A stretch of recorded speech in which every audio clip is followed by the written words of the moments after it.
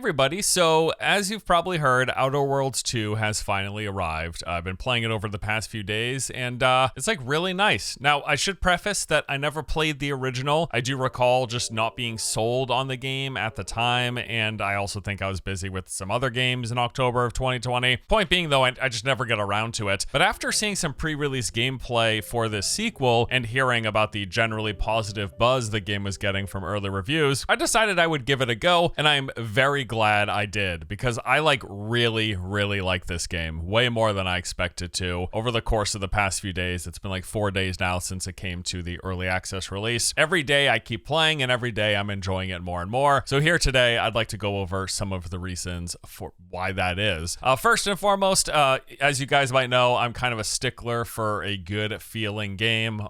There's a lot of things that go into the equation of what makes a game fun to play, but good feeling combat is pretty top of the list in priority for me for most of the games that I play. And this game's combat just is really enjoyable.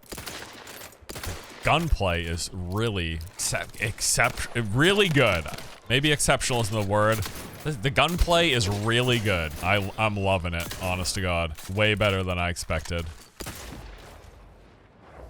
Love the kill cam stuff too. What is good gunplay? Honestly, you know what? I can actually like quantify that a little more. Because good gunplay to me is really simple. It's like if there's a satisfying sense of feedback. Sound, animation. Now I can't tell you how to put that stuff together, but sounds and animations that give a satisfying sense of impact to you shooting and the shots landing. And from what I heard, combat was a pretty major critique of the first game. People said it was sluggish and didn't feel good, and that's just definitely not the case here. And one big aspect of the combat equation is all of the different loot. In this game, you are fairly frequently finding different new ranged and melee weapons, along with armor pieces. You got a body piece and a helm piece, all of which will tailor to fitting to different playstyles. You want to be sneaky, you want to be tanky, you want to be resistant to certain types of damage, you want to be attacking from melee range or from afar, all sorts of different combinations here. And probably one of my favorite things in the game is just coming across a new interesting weapon to use. Chain spark cannon. Does chain lightning damage. That sounds better than the one that I have. 40 damage per shot. Oh my God, dude, yes. This is what I'm living for in this game, like these cool, interesting weapons. Also, I gotta say, between like the game's AI and sort of the open-ended nature of how you can approach combat, there have been like, quite a lot of just funny moments while engaging with enemies. Stealth shot, run. He didn't see. He didn't see. He didn't find me. He got shot in the head, but because it was silence and he didn't see me, he's like, oh, well, I guess it was nothing. I'll go back to my post now. It must have been the wind. And now, yes, part of that humor just comes down to them being dumb, but honestly, that's okay. I think it's good as it is. Talking about the game's world structure, basically it's divided into multiple large open zones, right? So you're going to different planets and different places out in space. You are landing with your ship, and then you are exploring these open areas. And these open areas are pretty significantly large. From what I've heard, they are much bigger than the first game, and I mean there's just a lot to them. So as you expect, they are dotted with both major and minor points of interest. You'll have various towns and little camps with NPCs. You can go up to them and chat with them directly to pick up side quests, but sometimes you'll also discover side quests just from overhearing NPC dialogue or from reading something somewhere in the environment. There are also quite a lot of secrets to uncover. These various areas that'll be hidden or blocked off that you can then gain access to if you happen to stumble upon them. Think I can steal her stuff without anybody noticing as long as this is closed? I think you only get...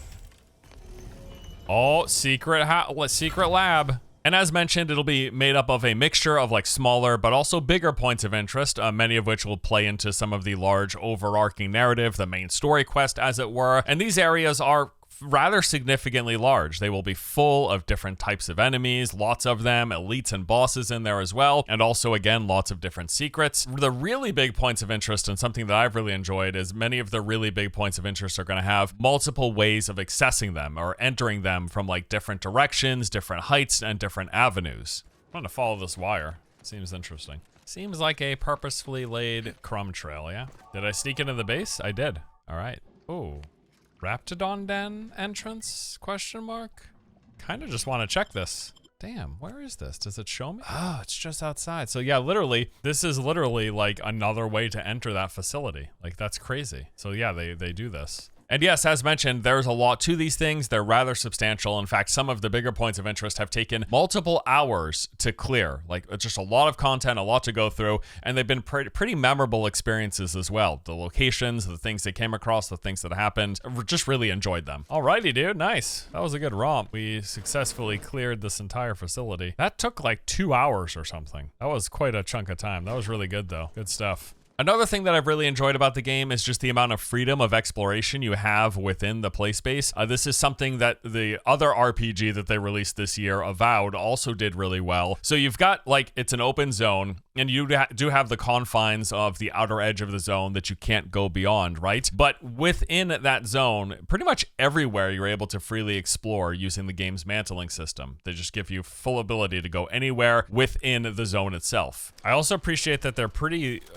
liberal about the amount of freedom you have within the play space. Like, yes, you can't swim. Anything that you think you can mantle up on, you pretty much can. In fact, I bet I can even stand on this thing here. Yeah, see? You know, some games, they'll just like refuse to actually let you kind of play around. Now, I don't know that it ever leads to much. Sometimes it does, but usually when it does, it's obvious. Like, it'll be pretty clear, like, hey, that's another whole section you could go to if you can find your way there. And as someone who's only played for a few days and hasn't completely finished the game, something that I'm excited about and looking forward to is just its size in general. Evidently, the quotes are that a full 100% like completionist playthrough might take somewhere between 60 and 80 hours in total. That very much seems possible, because even just the first large zone that you come across, like you play through a tutorial that takes like an hour-ish, and then you land on the first planet. That first planet took me like 10 hours in total just to see it all. 8 to 9 hours that I've played. All but one of them has been in this first zone. This is the first planet. 8-ish hours just doing this stuff. And there's still more for me to see. Like, there's more buildings I haven't explored. That's clearly a whole thing, probably the end of the planet on this large looking facility. I've been liking a lot of the game's RPG mechanics, like a stark contrast to another game that we played recently that got rid of all their RPG stuff. But no, Outer Worlds 2, fully embracing the RPG nature. Beyond just like the loot that you're finding and equipping to your character, it's pretty thick with other systems. You've got your skills, the perks, the flaw system, as well as your reputation. So for perks, the game has over 90 of these to choose from, and they can come with some pretty great boosts. I can get another perk now as well. I've got 16 available. Right, I currently have crit chance and additional critical chance against strong enemies. I also have an extra weapon slot.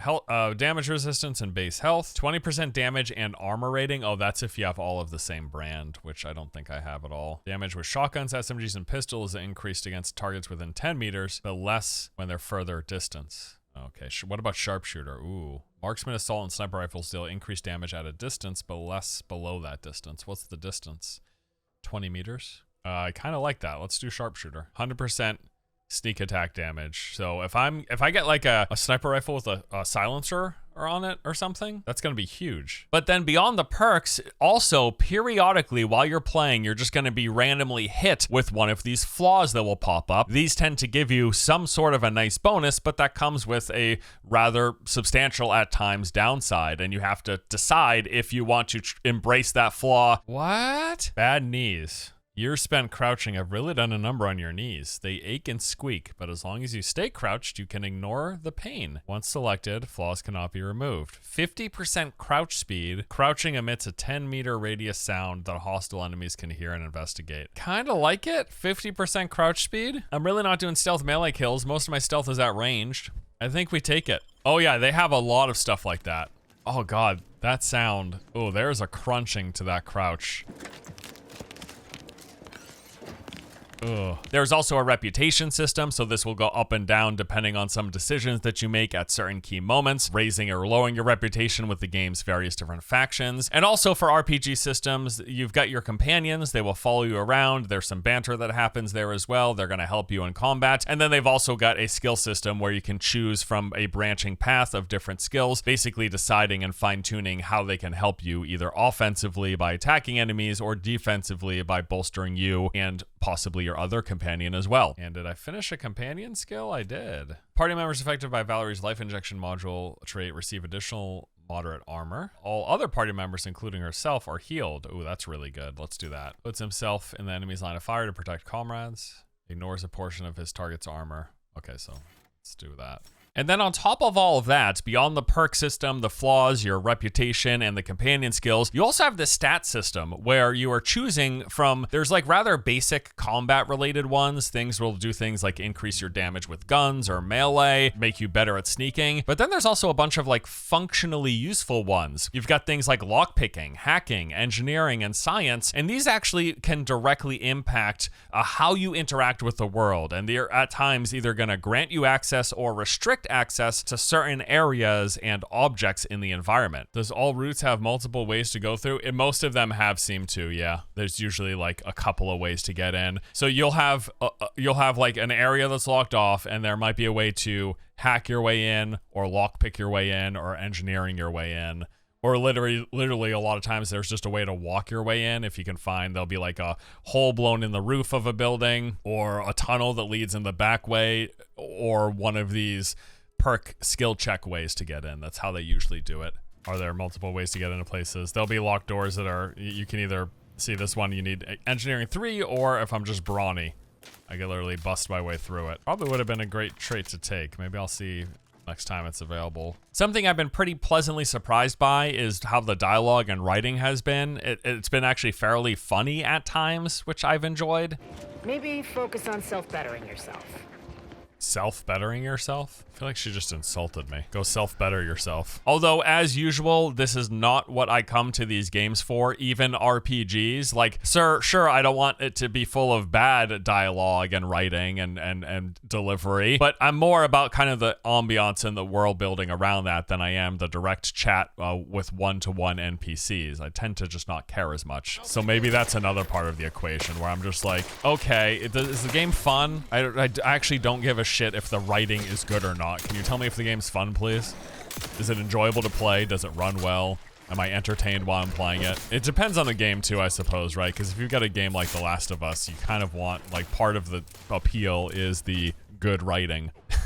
I'm just being honest. Like, most of the time, with the exception of certain games, most of the time, I just don't care if the writing is good. I don't even read the writing most of the time. Yeah, exactly. Put the gun in my hand, point me in a direction, tell me where to shoot.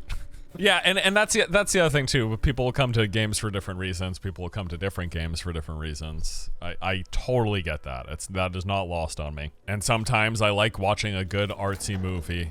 Sometimes I just want to see Iron Man use his fucking giant laser and blast some baddies. It just depends, right? The game seems to really lean into making choices that you make really impactful. Like, you have to make decisions that are going to have rather serious and many times a massive impact on the game's world. Now, I won't spoil exactly like how, when, or where this happened, but at one point I made a decision that resulted in an entire town and seemingly all of its inhabitants just vanishing like that. Like, you'll be exploring around that open space, and where a town once was, there is quite clearly no longer a town. Again, I won't spoil it any more than that, but it's to say, like, you will make decisions that will have a literal impact on your game world, and you can still explore that space. So at one point, I went to this area, there was a town here, I made a decision, the town got kerplunked, and then I can still explore that open world. There's just no longer a town, and all of the NPCs that were in that town, they're not there anymore. So yeah, rather impactful choices. But again, those impactful choices also apply to your character. With the skills, the perks, and the flaws that you pick, those will have an impact on what you can do and how you can engage with things. It's really cool. Like, they're not afraid to give you drawbacks, basically, that will,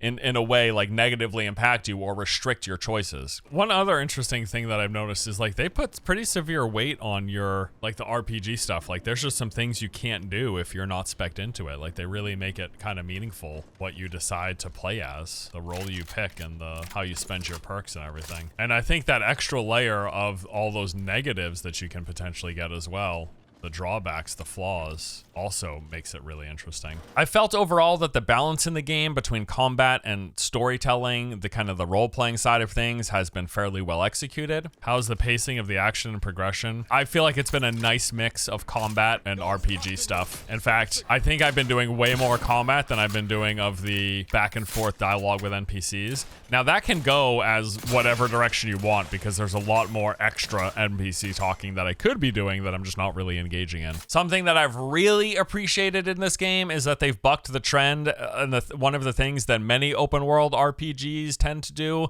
that I just don't like. Oh, here's a real nice thing too. At no point have I ever become encumbered. I really appreciate that. What is encumbrance? Like when your inventory gets overloaded. Basically like a weight system where after you pick up 10 items, your fucking stash is full and you need to dump it because it's too heavy. It's just not fun. I don't know. I've never enjoyed encumbrance in RPGs like Elder Scrolls or Fallout. I've never been like, oh fun, I'm encumbered, now time to teleport back to town. I will make a quick note as well that performance for me has been pretty good. I don't think I've run into any issues, technical, no crashes, no major frame rate issues or hiccups or anything. Although as usual, results will vary here. I have heard other people of having performance issues, but I just don't know how widespread it is. Again, as always, me talking about performance comes with a massive disclaimer that it will vary dramatically depending on your system, your rig, your setup, and all of that. So keep that in mind. And then just finally, like to wrap up what I like about this game, it's just been a plain old fun time. Like I've been really surprised by how much I've enjoyed it. And not that it's competition, but I will say that like Obsidian's other RPG that they released earlier this year, while I thought that was okay, like I had an okay time with it, I am liking this much more. I liked Avowed well enough. I like this better. I know people were really lukewarm on Avowed. I didn't hate it like a lot of people seem to. Like there was actually quite a few things I liked about it, but this is clicking more with me for sure. I don't know if it's just because it's like FPS. I also like the look of this game a little bit better too. I know they kind of have a similar kind of saturated visual to them, but I think this game looks a little bit better. Runs very well too. And yeah, I think just a telltale sign that I think this is quite a good game is the more that I've played it, the more I've continued to enjoy it. The line is going up. My enjoyment level is going up rather than down as time passes. That is a very good sign. Now, there are some nitpicks that I have and some areas that I don't think are particularly good. Let's talk about a few of those. I will say that graphically, the world can look a bit flat at times. There are moments where I think it looks really pretty and parts of it that I think look good. Like some hands-on research. This is like sick looking, dude. Look at this place. But overall, there are a lot of moments where I'm just looking at the environment and I think it looks just kind of bland, and I guess flat would be the word that I would describe it. Flat and kind of dull. Again, there are times where I think it looks really good, but overall, I'm not entirely sold on the complete package of the visual presentation here. There has been an occasional bug. None of these have been groundbreaking, just some like characters glitching out here and there. It was actually kind of funny. I'm fairly certain we've got this under control. Rest easy, Commander.